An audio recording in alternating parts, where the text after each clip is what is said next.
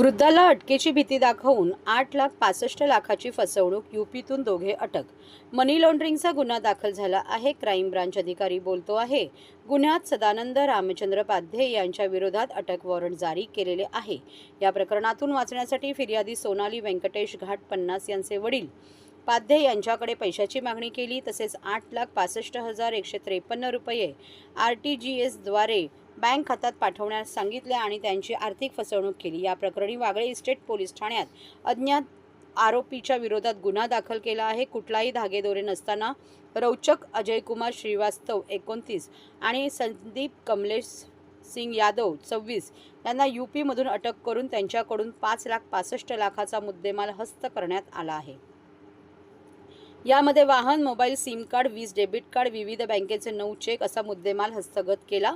चितळसर मानपाडा येथे राहणाऱ्या फिर्यादी सोनाली घाट 50 वर्ष यांनी या प्रकरणी तक्रार दिली आहे. या तक्रारीत त्यांचे वागळे इस्टेट येथे वास्तव्यास असलेल्या सदानंद रामचंद्र पाध्ये 86 यांना एक फोन आला. त्या फोनवर राकेश सिन्हा नावाने एका व्यक्तीने तो गुन्हे शाखेचा अधिकारी असल्याचे सांगताना तुमच्या नावाने मनी लॉन्ड्रिंगचा FRI दाखल झाला असून तुमच्यावर नरेश पांडे यांनी अटक वॉरंट जारी केलं आहे अशी बतावणी केली. तसेच हे प्रकरण मिटवण्यासाठी फिर्यादी घाट यांच्या वडील पाध्ये यांना निर्दोष सर्टिफिकेट देण्यासाठी त्यांच्या बँक खात्यांमधून 8,65,153 रुपये इतकी रक्कम RTGS करण्यास सांगून त्यांची आर्थिक फसवणूक केली. सदर फसवणुकीबाबत वागळे इस्टेट पोलीस ठाण्यात गुन्हा दाखल झाला होता. या गुन्ह्यात कोणतीही माहिती नसताना पोलिसांनी तांत्रिक विश्लेषणाच्या आधारे गुन्हा उघडकीस आणला. सायबर गुन्हेगार हे यूपीमध्ये असल्याची माहिती मिळाल्यानंतर वागळे पोलिसांनी सूत्र हलवीत उत्तर प्रदेशातील त्या रौचक अजयकुमार श्रीवास्तव 29 वर्ष राहणार 74B रुक्मिणी विहार, छटे मिल, बक्षिका तालाब, लखनौ उत्तर प्रदेश आणि संदीप कमलेश सिंग यादव वय 26 राहणार खुटेहना, हरदोई ग्रामीण उत्तर प्रदेश या दुकलीला ठाणे शहर पोलिसांनी 14 डिसेंबर 2024 रोजी उत्तर प्रदेशमधून अटक केली. अटक दुकलीकडून हस्तगत केलेल्या बँक खात्यांचा तपास केला असता त्यांनी आतापर्यंत 59 जणांची फसवणूक केल्याचे उघडकीस आले आहे. तसेच या दुकलीने फसवणूक केलेली रक्कमही क्रिप्टोकरन्सीमध्ये परावर्तित केलेली असल्याचे तपासात निष्पन्न झाल्यानंतर जवळपास 4,000 क्रिप्टोकरन्सी USDT अंदाजे 3,20,000 रुपये इतक्या रकमेचा शोध लागल्याचे पोलिसांनी सांगितले. पुढील तपास पोलीस निरीक्षक प्रवीण सावंत करत आहेत. वागळे इस्टेट पोलीस स्टेशनच्या हद्दीमधील रहेजा कॉम्प्लेक्स येथे एक 86 वर्षाचे वयोवृद्ध इसम राहतात. त्यांना तुम्ही मनी लॉन्ड्रिंग केलेले आहे. तुमच्या विरुद्ध मनी लॉन्ड्रिंगचा गुन्हा दाखल झालेला आहे आणि इन्स्पेक्टर पांडे त्याचा तपास करत आहेत अशी माहिती देऊन तुम्ही हाऊस अरेस्ट झालेला आहात. घराच्या बाहेर जर तुम्ही पडलात तर तुम्हाला अटक केली जाईल व ही अटक तुम्हाला टाळायची असेल तर तसेच तुमच्या विरुद्ध निघालेले वॉरंट जर कॅन्सल करायचं असेल तर तुम्हाला आम्ही सांगतो ती प्रोसिजर फॉलो करावी लागेल असे सांगून त्या वयोवृद्ध इसमाच्या बँक अकाउंटमधील 8,65,000 रुपये RTGS करण्यास सांगितले. सदरचे अमाऊंट त्यांनी RTGS केल्यानंतर सदर वयोवृद्ध इसमाच्या नातेवाईकांना मुलीला हे लक्षात आलं की आपल्या वडिलांची फसवणूक झालेली आहे. त्यांनी वागळे इस्टेट पोलीस स्टेशन येथे संपर्क साधून गुन्हा दाखल केला. वागळे इस्टेट पोलीस स्टेशनने त्या संदर्भात अधिक तपास केला असता हे पैसे उत्तर प्रदेशमधल्या लखनौ येथील एका खात्यावर गेल्याचे समजले. त्यानुसार सदर ठिकाणी जाऊन खात्री केली असता ते कॉलेजचे विद्यार्थी असल्याचं लक्षात आलं. त्या विद्यार्थ्याकडून त्यांना कॉन्फिडन्समध्ये घेतल्यानंतर आम्हाला याच्यामधील खऱ्या आरोपींची माहिती मिळाली. त्या आरोपींना पकडण्यासाठी पोलिसांनी तिथे थांबून ज्या मुलांचा वापर करण्यात आला होता त्या मुलांमार्फत त्यांना ताब्यात घेतलेलं आहे. त्यांना अटक केलं. तिथे उत्तर प्रदेशमधल्या लखनौ इथून ट्रान्सफर वॉरंटद्वारे त्यांना इथे आणून इथे या गुन्ह्यामध्ये अटक केलेलं आहे. सदर आरोपितांकडून आपल्याला गुन्ह्यामध्ये गेलेल्या 8,65,000 पैकी 5,5 लाखापेक्षाही जास्त रक्कम ताब्यात मिळालेली आहे. एक सँट्रो कार 8 लाख रुपयाची कार मिळालेली आहे. तसेच सदर आरोपींनी वापरात असलेले दोन्ही आरोपींकडे असलेले 5 मोबाईल्स मिळालेले आहेत, 6 सिम कार्ड्स मिळालेले आहेत. तसेच आरोपींकडे आपल्याला 20 डेबिट क्रेडिट कार्ड्स मिळालेले आहेत आणि यांच्याकडे 9 चेकबुक मिळालेले आहेत. या आरोपींपैकी एक आरोपी बीटेक झालेला आहे, तसेच एकाने BSc केलेला आहे. तसेच हे आरोपी क्रिप्टोकरन्सी खरेदी करत होते. तर या क्रिप्टोकरन्सी यांनी किती खरेदी केलेली आहे आणि ही क्रिप्टोकरन्सीचे हे कशा प्रकारे पैसे गुंतवत होते याची माहिती घेण्याचं काम चालू आहे. या आरोपींच्या बाबत आम्ही माहिती घेतली असता यांनी 59 अकाउंट्स पैसे ट्रान्सफर करण्यासाठी वापरलेले आहेत आणि यांच्या विरुद्ध असे एकूण 59 ठिकाणी तक्रारी भारतातल्या विविध पोलीस स्टेशनला तक्रारी प्राप्त आहेत. आर्थिक लालच याच उद्देशाने, पैसे कमवण्याची लालसा या उद्देशानेच यांनी हे केलेले आहे असं दिसून येत आहे. हे प्रथमदर्शनी दिसून येत आहे. अशा प्रकारचे फोन आल्यानंतर आपण त्यावर रिस्पॉन्स देणं अतिशय चुकीचं आहे. कुणीही डिजिटल अरेस्ट आत्तापर्यंत कुणाला असं भारतात होत नाही. त्यामुळे पोलीस ज्या सायबर फ्रॉड होतात त्याबाबतचे ज्या वेळोवेळी सूचना देत असतात त्याच्यावर सर्वांनी लक्ष देणं अत्यंत आवश्यक आहे. आरोपी हे कॉलेजमध्ये जाऊन काही मित्रमैत्रिणी जमा करून त्यांच्याद्वारे कुणाला टार्गेट करायचं किंवा बोलता बोलता माहिती घेऊन त्यांच्याकडून हे अशा प्रकारे कोण तयार होतो पैसे देण्यासाठी, असा जो तयार होईल त्याच्याकडून हे करत होते.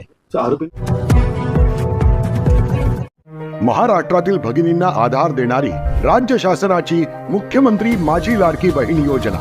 या योजनेअंतर्गत अल्प उत्पन्न गटातील 21 ते 65 वयोगटाच्या भगिनींना मिळणार दरमहा 1500 रुपयांची मदत. अर्ज करण्यासाठी 31 ऑगस्ट 2024 पर्यंत मुदतवाढ. कुटुंबाचं वार्षिक उत्पन्न 2.5 लाख रुपयांपेक्षा कमी असलेल्या महिला पात्र. कुटुंबाकडे पिवळं किंवा केसरी रेशन कार्ड असल्यास उत्पन्नाचा दाखला आवश्यक नाही.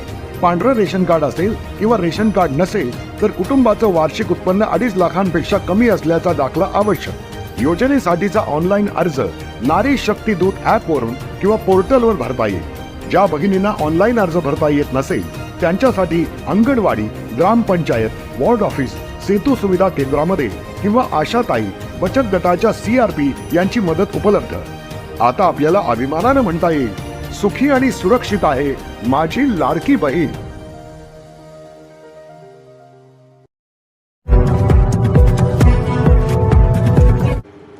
महाराष्ट्रात 2 तासांचे काम बंद आंदोलन यशस्वी.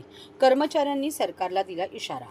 महाराष्ट्रातील वास्तू व सेवा कर विभागातील कर्मचारी संघटनांनी 20 डिसेंबर 2024 रोजी 2 तासांचे काम बंद आंदोलन यशस्वीपणे पार पाडले. सकाळी 11 ते दुपारी 1 या वेळेत वास्तू व सेवा कर विभागातील कर्मचाऱ्यांनी आपले काम थांबवून या आंदोलनात सहभाग घेतला. या आंदोलनाद्वारे कर्मचाऱ्यांनी आपले प्रलंबित मागण्यांचे निवेदन सरकारकडे पोहोचवले. मागण्यांमध्ये वेतनवाढ, सेवा शर्तींमध्ये सुधारणा आणि शासकीय लाभांचा विस्तार याचा समावेश होता. वेळोवेळी या मागण्या मांडूनही त्याकडे दुर्लक्ष झाल्यामुळे कर्मचाऱ्यांनी या आंदोलनाचा मार्ग स्वीकारला. आंदोलन शांततापूर्णरित्या पार पडले आणि कोणत्याही प्रकारच्या अनुचित प्रकारांना थारा दिला गेला नाही. राज्यभरातून हजारो कर्मचाऱ्यांनी या आंदोलनात भाग घेतला, ज्यामुळे शासनावर दबाव निर्माण झाला. कर्मचारी संघटनांनी सरकारला स्पष्टपणे इशारा दिला की जर त्यांच्या मागण्यांकडे तातडीने लक्ष देण्यात आले नाही तर अधिक तीव्र आंदोलन करण्याचा विचार केला जाईल. सरकारने आता या मागण्यांवर तोडगा काढण्यासाठी पावले उचलावीत अशी सर्व संघटनांची अपेक्षा आहे.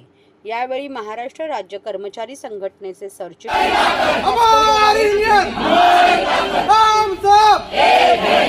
राजेंद्रकुमार खोब्रागडे, कोषाध्यक्ष वीरेंद्र फुसाटे, उपाध्यक्ष श्री ज्ञानदेव नागरे, संदीप डोलारे, श्रीमती कांचन मुटकुले, श्रीमती ज्योती शिंदे, वस्तू व सेवा कर कर्मचारी संघटना ठाणेचे सर्व पदाधिकारी, कर्मचारी बंधू भगिनी मोठ्या संख्येने उपस्थित होत्या. या आंदोलनाला महाराष्ट्र राज्य कर्मचारी संघटनेचा जाहीर पाठिंबा होता. मी राजेंद्रकुमार खोब्रागडे, वस्तू व सेवा कर विभाग, तसेच जिल्हा मध्यवर्ती संघटना ठाणे जिल्हाध्यक्ष. आमच्या वस्तू व सेवा कर विभागाच्या वेगवेगळ्या समस्या आहेत. त्यामध्ये प्रमुख समस्या आमच्या पदोन्नतीच्या आणि बदलीच्या समस्या आहेत. गेल्या 4 दिवसापासून आम्ही ठाणे माझगावला 4 दिवसापासून कंटिन्यू धरणे आंदोलन सुरू आहे. आज महाराष्ट्रभर प्रत्येक जिल्हा लेवलवर आज 4थ्या दिवसानं धरणे आंदोलन आम्ही सुरू केलेले आहे. हे कामबंद आंदोलन आहे. 2 तासासाठी आम्ही कामबंद आंदोलन केलेलं आहे आणि प्रमुख मागण्यांमध्ये आमच्या पदोन्नती आणि बदली ह्या 2 आमच्या प्रमुख मागण्या आहेत. मागच्या वर्षामध्ये बदल्याच झालेल्या नाही. त्या समस्या अशा आहेत की आमच्या महिला कर्मचारी आहेत, त्यांचे पती दुसऱ्या इथून 800-900 किलोमीटर अंतरावर त्यांचे जॉब आहेत. पती पत्नी एकत्रीकरणाच्या जे शासनानं वेळेत करायला पाहिजे त्या बदल्या झालेल्या नाहीत. त्या प्रमोशनच्या नावावर प्रमोशन गेले DPC होऊन जवळजवळ 6-7 महिने होऊन गेलेत, अजून प्रमोशन होऊन त्यांच्या ऑर्डर निघालेल्या नाहीत. त्यामुळे ते पदं तसेच भरलेले आहेत. शासनानं किंवा प्रशासनाने आमच्या मागण्या मान्य नाही केल्या तर आम्ही यानंतर तीव्र आंदोलनाकडे आमचं सुरू आहे. माझं नाव कांचन मुटकुळे, मी हिंगोलीची रहिवासी आहे आणि इथे प्रमोशनने आली. मला 3 वर्ष कंप्लीट झाले डिसेंबर महिन्यात. अजूनही आम्हाला बदली मिळाली नाही. मला छोटी मुलगी आणि माझे मिस्टर गावी राहतात हिंगोलीला आणि ते माध्यमिक टीचर आहे, त्यांची बदली इतरत्र होणे शक्य नाही आहे. पण शासनाने आमच्या बदल्याकडे जाणून बुजून दुर्लक्ष केलेलं आहे. गेल्या वर्षी माझी बदली न झाल्यामुळे माझा इथे या दगदगीमुळे माझा गर्भपात झाला, तरी पण शासनाला त्याचं काहीही घेणं देणं नाही आहे. आम्ही आमचे घरदार सोडून इथं रूम करून राहतोय, पण त्यांनी महिलेविषयी थोडीशी त्यांना काळजी नाही आहे. महिलांना म्हणजे माझं गाव इथून 800 किलोमीटर आहे. मला परभणीला उतरून तिथून 1.5 तास अजून हिंगोलीला प्रवास करावा लागतो. म्हणजे मी शनिवार रविवार पण गावी जाऊ शकत नाही. तरी पण शासनाला आम्ही हे वारंवार जाऊन तिथं सांगितलेलं आहे आमचे प्रॉब्लेम, तरी पण शासनाने ऐकलेलं नाही. आणि यावेळेस पण बदलीच्या वेळेस मी 2-3 वेळेस पण सरांना अभिजित पाटील सरांना पण जाऊन भेटले, पण त्यांनी फक्त करून असं एक्सटेन्शन देत आहेत 31 मार्चपासून. आणि आता माझगावला जे आंदोलन चालू आहे त्याच्यामध्ये 8 महिन्याची एक गर्भवती आहे, त्या तिथे रात्रंदिवस आंदोलन करतायत. पण शासनाला अजूनही जाग नाही आलेली. आम्हाला लेखी पाहिजे त्यांच्याकडून की आम्हाला आमच्या मागण्या त्यांनी पूर्ण करून द्याव्यात. नाही जर आम्ही अजून आंदोलन तीव्र करू आणि आम्ही अजून काय धरणे आंदोलन जास्त आमचं कामबंद आंदोलन करूया.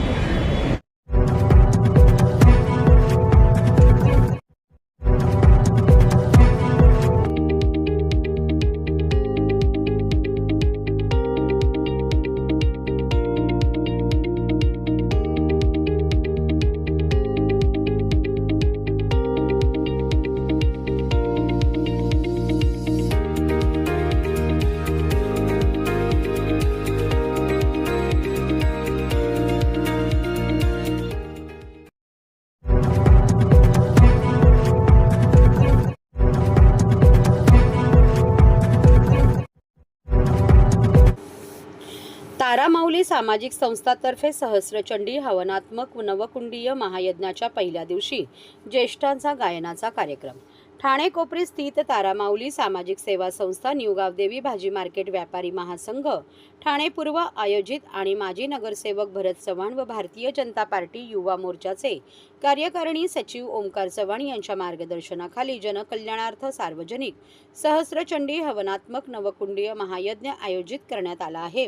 गुरुवारी पहिल्या दिवशी देवीच्या दर्शनासाठी भक्तांनी गर्दी केली होती. यावेळी संध्याकाळी ज्येष्ठ नागरिकांचा गायनाचा कार्यक्रम ठेवण्यात आला होता. आत्ता पुढील 8 दिवस अनेक सामाजिक आणि सांस्कृतिक कार्यक्रम आयोजित करण्यात आले आहेत, तरी या महायज्ञ आणि देवीच्या दर्शनाचा लाभ नागरिकांनी घ्यावा असे आवाहन माजी नगरसेवक भरत चव्हाण यांनी केले आहे. सहस्रचंडी हवनचा कार्यक्रम आमचा तारामाऊली सामाजिक सेवा संस्था, न्यूगावदी भाजी मार्केट व्यापारी व कोपरीकर यांच्या माध्यमातून धरमदासजी महाराज यांच्या माध्यमातून यज्ञाचं आयोजन केलं जातं. आज बघायला गेलं तर हा 19वा वर्ष आहे. आज आपण बघितलं असेल ह्या भागामध्ये सर्व प्रकारचे सर्व समाजाची लोक राहतात आमच्या, आणि त्या भागात आम्ही 9 दिवसाचा कार्यक्रम, विविध कार्यक्रम, त्यामध्ये सुंदरकांड असो, मग आपलं माता की चौकी असो, या सिंधी भाई लोकांचा बैराना असो, हे विविध कार्यक्रम असतात की त्याच्यामध्ये आम्ही वारकरी संप्रदायाचे आमचे इंदोरीकर महाराज असो, ही 10 दिवसाचे वेगवेगळे कार्यक्रम आम्ही आमच्या तारामाऊली सामाजिक संस्था, न्यूगावदी भाजी मार्केटची जी टीम आहे आमची आणि ओमकार चव्हाण आहेत आमची सर्वांची टीम, यांच्या माध्यमातून हा कार्यक्रम आयोजित केला जातो. आज एक प्रकारे हे करत असताना आमच्या लोकांची एक वेगळी कल्पना सुचली की आपण हे करत असताना आयुष्यमान योजनेचे शिबिर लावले पाहिजे. रेशनिंगमध्ये काही लोकांची नावं वगळली जातात, त्या लोकांना बी त्याच्यामध्ये नावं कशी घेतली म्हणून ते आम्ही चव्हाण मॅडम आहेत राशन ऑफिसर, त्यांच्याशी रिक्वेस्ट केलं. त्यांनी आम्हाला 1 दिवसाचा शिबिर दिला.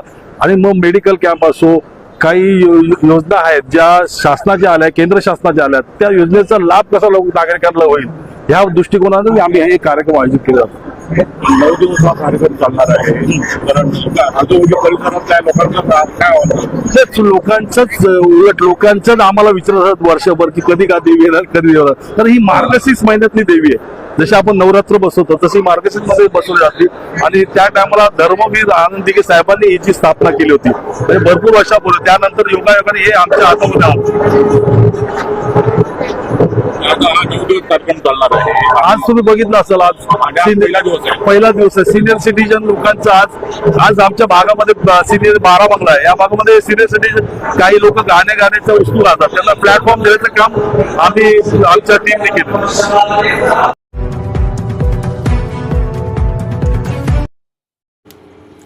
आम्ही हरलो नाही, निवडणूक आयोग व EVM जिंकले. अर्थतज्ज्ञ व निवडणूक विश्लेषण विश्वास उडगी.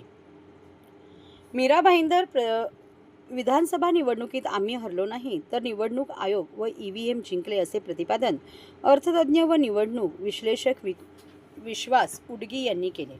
शिवसेना उद्धव बाळासाहेब ठाकरे पक्षाचा मीरा भाईंदर जिल्हा शाखेच्या वतीने महापालिका निवडणुका पूर्वतयारीसाठी कार्यकर्ता मेळावा आयोजित केला होता. त्यावेळी ते बोलत होते. तसेच राज्याची अर्थव्यवस्था कशा प्रकारे ढासळलेली आहे, देशावर किती कर्ज वाढले आहे, टॅक्स रुपी जमा केलेला पैसा कशा प्रकारे उधळला जातो याचा हिशोब मागण्यासाठी आपल्याला आता रस्त्यावर उतरण्याची वेळ आलेली असल्याचा इशारा यावेळी उडगी यांनी दिला. मीरा भाईंदर शहरात सेंट थॉमस चर्चमध्ये आगामी महापालिका निवडणुका पूर्वतयारीसाठी बुधवार कार्यकर्ता मेळावा आयोजित करण्यात आला होता. या मेळाव्याला शिवसेना नेते राजन विचारे यांनी देखील उपस्थिती दर्शवली. कार्यकर्त्यांना मार्गदर्शन केले. विचारे म्हणाले की महायुतीचा विजय EVMमुळे झाला असल्याचे सांगत महाविकास आघाडीच्या कार्यकर्त्यांनी निवडणुकीत प्रचंड मेहनत घेतली. त्याचा आम्हाला अभिमान आहे. येत्या काळात महानगरपालिकेच्या निवडणुका डोळ्यासमोर ठेवून जोमाने काम करून विजयश्री संपादन करू असा विश्वास विचारे यांनी व्यक्त केला. यावेळी संपर्क प्रमुख विनोद घोसाळकर, होवळा माजिवडा संपर्क प्रमुख नरेश मणेरा, शिवसेना प्रवक्ते अनिश गाढवे मार्गदर्शन करून कार्यकर्त्यांमध्ये उत्साह निर्माण केला.